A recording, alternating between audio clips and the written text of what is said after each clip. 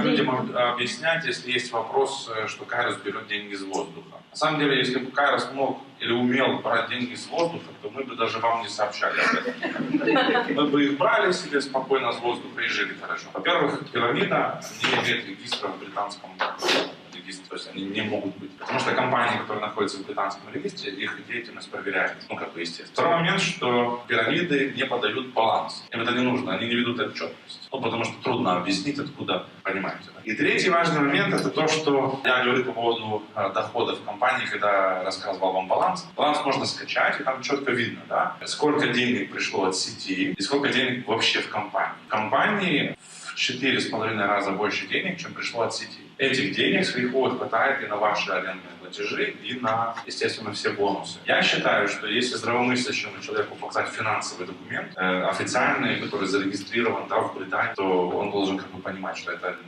не может быть пирамидой.